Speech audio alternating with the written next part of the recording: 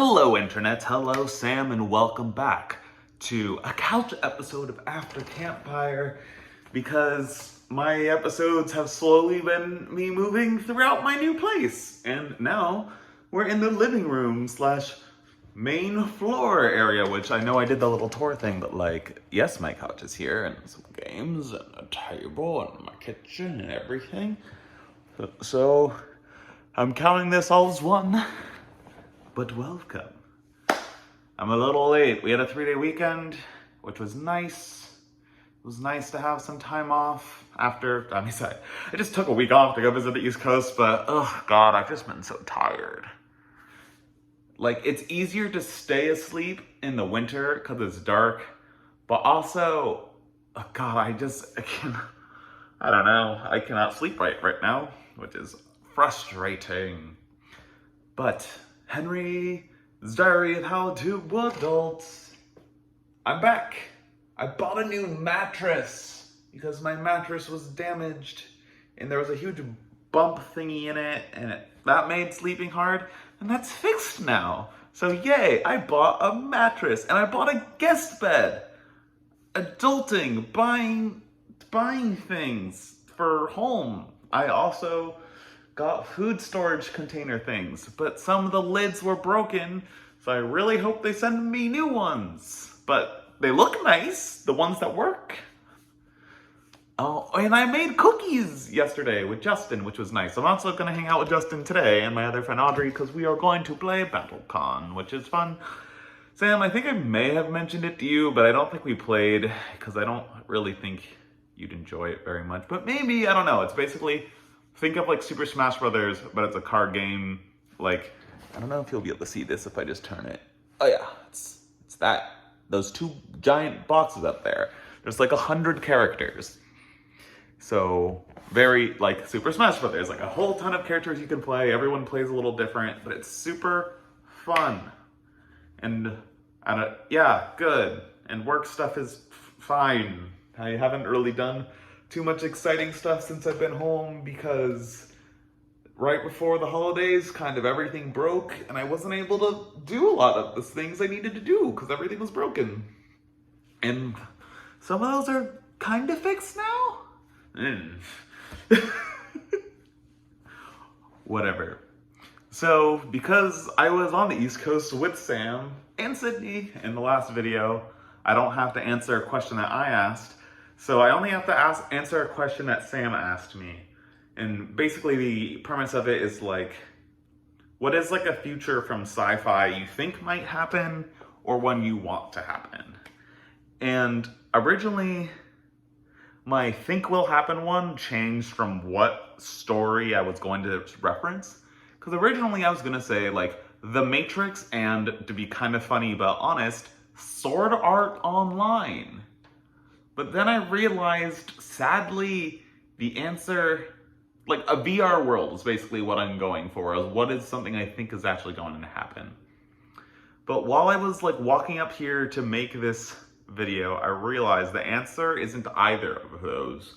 The Matrix's VR world is weird. I watched The Matrix 4, by the way. That was a movie. But a VR world that's just the real world would not be what we make, probably. Then there's Sword Art Online, which is very advanced video gaminess. But what I really foresee happening is something so one of my old coworkers has been asking me about how to get into software engineering, and I just saw they started at Meta, which is Facebook's new name. Which leads me to the answer, which is, I think Ready Player One is the answer of the future that's gonna happen. Because, VR, I don't know how much you know about, the VR space right now, and, VR chat, and, Justin and John keep telling me about these, VR, role-playing worlds that, people watch on Twitch and stuff.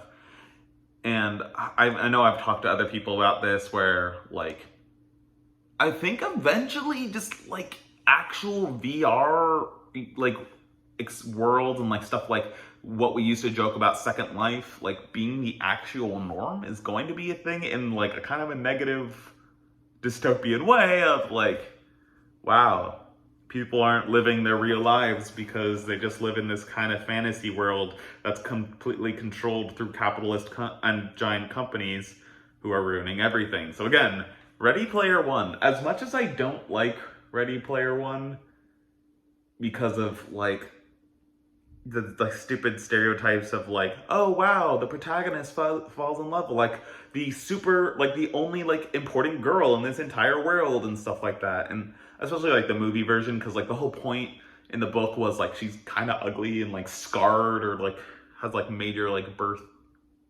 marks or whatever, which is like it's not that big of a deal, but like the whole point is like part of why this girl is really interested in this world is because she really doesn't like her real self. Where in the movie they made her super pretty, so I was like, this is not the point. Anyways, I think we're getting there. Yeah, because I was talking to someone about... this is really not something I kind of want recorded, but whatever, we're gonna go there. About, like, about like gender identity and queerness and non-binariness, and basically like what will that mean in a world of VR. And like we were talking about The Matrix when I had this as well, and when I was discussing this as well, because the whole idea is like, if a person can create their online persona avatar, which is whatever they want it to be it male or female presenting or anything else, do they care about what their physical form is anymore? Like, if you live in this world where you live as a woman or whatever, and your whole life basically is absorbed by this digital world, how much will you care about if your physical self matches that? I don't know, it's weird.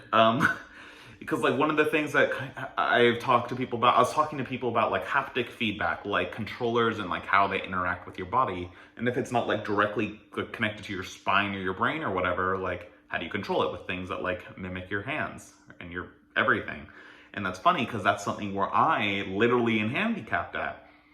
And I used a VR thing that made me super uncomfortable because it simulated a pinky was there, but it was glitching out because weirdly enough, pinky not there. So I was wondering when I was discussing that also, like, what if I was in a VR world where I just simulated I had the pinky and I was in it for 5 years or 10 years or something, and then I was outside? Would I get phantom feeling again? Would I feel like I lost something? Like, what would that do to me?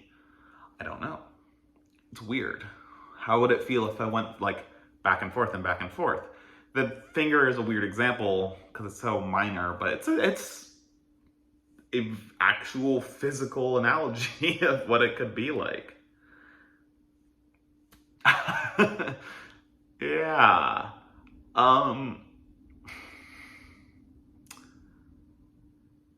that was my answer for what I think is more likely to happen and what that might entail, but not the more fun, like, what do I want to happen? Which I don't really remember what I was thinking for the answer for this one.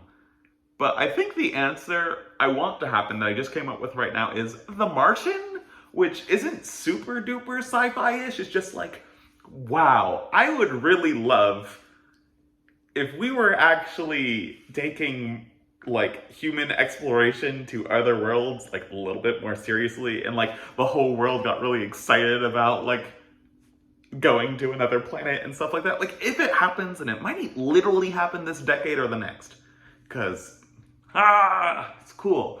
And like people on the moon is pretty likely again by the end of the decade. Like, that's so exciting. I would just love it if the world was just like kind of unified and excited about something like that again. That'd be great. That's all I have that I'm thinking of right now. So speaking of how you present yourself in a different world, I'm not actually going to talk about that too much. I just thought that was an interesting, whatever. My old coworker who now works for Meta, which is Facebook's new parent company name, stupid, whatever.